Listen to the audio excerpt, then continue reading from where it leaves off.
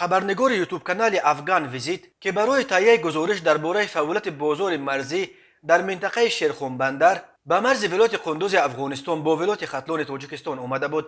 در جریان تهیه گزارشش درباره از تاجیکستان اخراج شدن یک گروه پناهجویان افغان خبر یافته توانست با اعضای یکی از خانواده‌ها که تازه از مرز تاجیکستان به طرف افغانستان بیرونشان کرده بودند مصاحبه کند.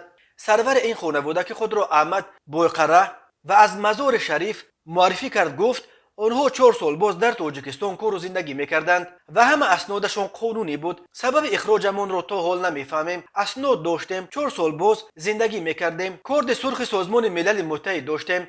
سپکی آمدند کارمندان امنیت گفتند برویم یک مجلس داریم، ما حتی پول مالمان را نگرفتیم با خود، آنها ما را راست آوردند به اینجا و از مرز رد کردند. نقل کرد احمد بویقره در پاسخ به سوال خبرنگار که چرا سبب اخراجشان را از آن کارمندان امنیتی پرسان نکردند، احمد بایقره گفت میخواستیم پرسان کنیم ولی یک هموطن ما را که این سوال را کرد لط کردند و ما را هم میخواستند لط کنند.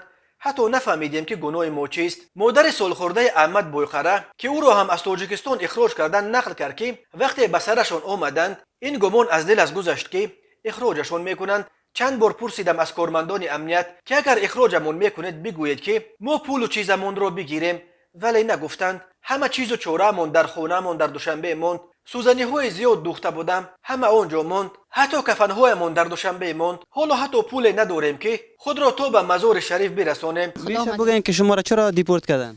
هیچ نمیفهمم. در خانه شده بودیم، وقت وضو کردم فرصت نمازم نداد، گفت زود بیاین در چی نامش چی هست؟ امنیت گفت. بچه را بیدار کردم، گفتیم بریم.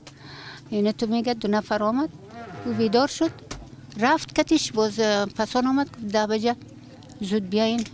ما اقلا نمی یک دوای خود اقلا میگرفتم، اگر میفهمیدیم دیپورت میشد خوش میشدیم در وطن خود بیاییم. خب ولی نه به این شکل ندادیش، نگفته. عذرزاری هم کردم، گفتم اگر ما را دیپورت میکنی از خانه یگان چیزی که یک پیسه نقد دادم یک جای میره کار میشه، امنا رو خب بگیریم. همه چیزتان ماند؟ همه چیز ماند، همه چیز زندگی ما 4 سال همه بافت کرده بودم، جاکت بافت، همه خیاطی کرده بودم، هم خیاطی های ما کلش ماند، هم کفنی های ما ماند. خدا نخواسته باشه مادر جان، خیر گریه نکنین، خدا مهربان است.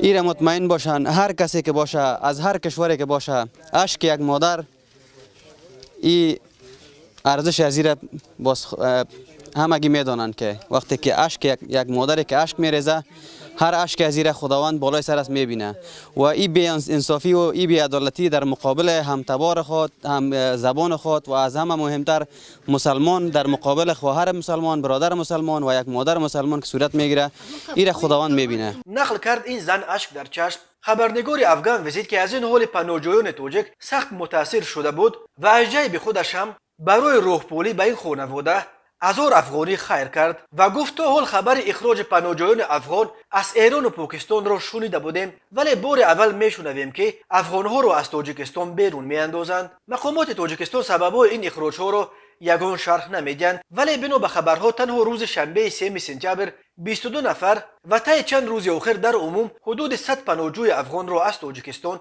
بیرون انداختند. بنا به نقل پناهجویان اخراج شده همه آنها را تقریبا با یک شیوه بیرون کردند. کارمندان امنیت یا میلیسا پناهجویان را با بهانه اشتراک در مجلس از خانه‌هایشان میگیرند و راست به مرز افغانستان برده اخراج میکنند. روز 5 سپتامبر مهاجران افغان در تاجیکستان در نامه دستجمعی از پرزیدنت این کشور امامعلی رحمان خواستند که روند اخراج اجباری پناهجویان را به افغانستان زیر نظر طالبان باز دارد. در تاجیکستان تقریبا 10,000 پناهجو از افغانستان به سر میبرند. اکثر آنها از تاجیکستان همچون از کشور ترانزیتی برای تهیه اسنادشان و رساندن خود به کشورهای آبادتر دنیا با کمک اداره پناهندگان سازمان ملل استفاده میکنند. مقامات تاجیکستان تا حال سبب اخراج 10 پناهجوی افغان را شرح ندادند.